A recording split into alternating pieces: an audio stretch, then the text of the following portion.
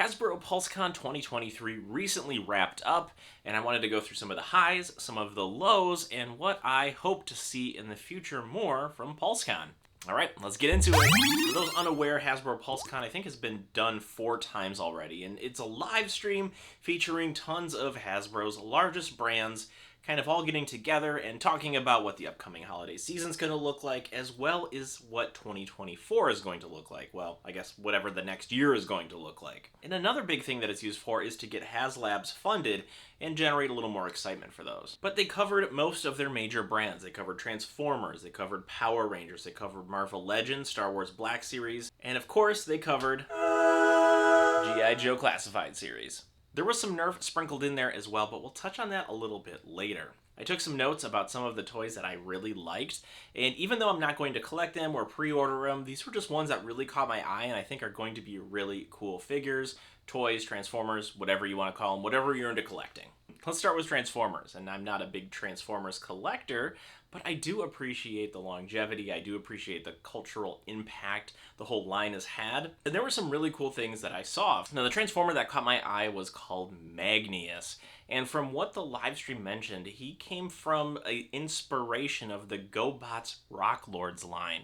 And now, this was something I remember having as a kid. There was this Golden Nugget Transformer GoBot thing that I used with some of the older Transformers that I had, and it looked great. It had vac metal and everything on it. It was super cool. But to hear the word Rock Lords in the PulseCon live stream was pretty cool. And there was 2 of them if I remember right, but the Magnius one, the one that kind of looks like all bouldery, was basically my favorite one, hands down. And that was about it for Transformers. Again, I don't know what's good or bad about Transformers, but I picked that one out specifically because it just looked really cool. It looked really cool. But let's move on to Power Rangers, because again, that's something that I have kind of collected. I typically pick them up when they're on super sale or a deep discount, or they're at like an Ollie's bargain bin kind of situation. In fact, I've got some right here. I watched Mighty Morphin Power Rangers about 1 million years ago, but I never really kept up with it. But I wanted to see what kind of piqued my interest, and the Omega Rangers, which is the PulseCon exclusive, look really good. But what kind of caught my eye about them, they had this very X-Men, like first X-Men, right? With like Patrick Stewart as Professor X. Like that leather suit look to them, which I thought looked really good, especially with Power Rangers. And then when I looked at them in the Hasbro Pulse app, to see all 4 of them for like about $100, I felt was a pretty reasonable value. The Star Wars panel came off the back of the very successful Ghost HasLab for the Vintage Collection. They showed off some Vintage Collection stuff, but I do like the Black Series when I can find it at a good price, because who doesn't like lightsaber accessories? They're amazing. And 2 of the figures caught my eye, Balin's Skull from the Ahsoka series, as well as the 6-inch scale Chopper, again from the Ahsoka series. I just love a good droid, so Chopper, great job. And then Balin's Skull, he is a very interesting dark Jedi. Good character, very impressive, a very imposing figure, and it comes through in the Black Series 6-inch scale. If you want to stay up to date on Nerf blasters, action figures, and more, be sure to subscribe to this channel, help it grow, and that'll just encourage me to make more videos. Okay, let's talk more about PulseCon. Let's ask a huge question here, like where was Nerf throughout all of this? Through other PulseCons, we never really got to see like Nerf have like a full-blown panel. It was always kind of interspersed throughout the whole entire thing.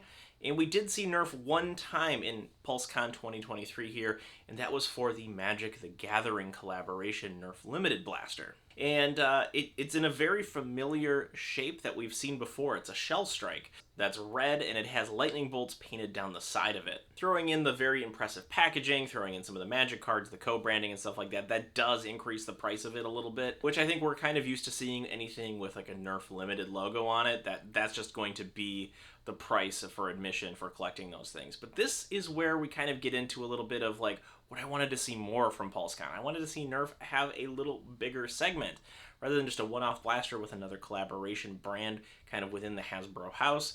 I would love to see a little more specific focus on some other Nerf things. Most interestingly of all is that we didn't get to see the Strife X on the stream. I mean, I would have thought for sure we would have seen this blaster on the PulseCon live stream. This is going to be a pretty large marquee blaster for the holiday shopping season, and to not see it on PulseCon was actually kind of surprising. So yeah, next PulseCon, I definitely want to see more Nerf. I want it to have its own segment. Let's talk about about some of the Marvel Legends, but my picks for the coolest things that were from the Marvel Legends line was, of course, the HasLab for Giant Man. I do like those impressive large-scale figures like they did with the Sentinel, like they did with Galactus, and now Giant Man. Also, the Detroit Steel figure looked pretty great. In fact, if he were painted in a little different way, he would probably fit really well on the G.I. Joe shelf. I'm just saying. Speaking of G.I. Joes, they were the final segment of Pulsecon 2023, and boy, did they deliver.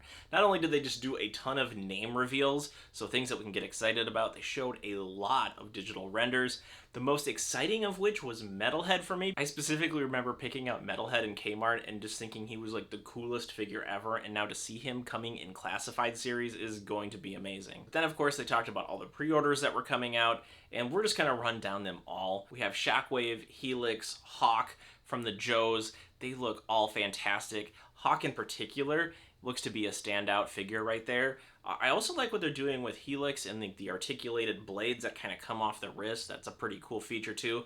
And then Shockwave, of course, with the Riot Shield. Very classic looking figure. And then we have some of the Dreadnoks. We have Buzzer and Ripper. The Dreadnoks are just kind of wild out there characters, if you remember G.I. Joe from the Real American Hero days. And in the updated Classified series, they retain some of that goofiness, but then also give it kind of like a menacing, almost updated like punk rock vibe. It's gonna look great next to Zartan, Zorana. I'm really looking forward to collecting more of the Dreadnoks.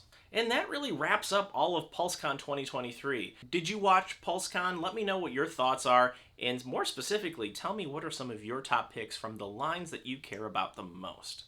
All right, thanks for watching. I'll see you next time.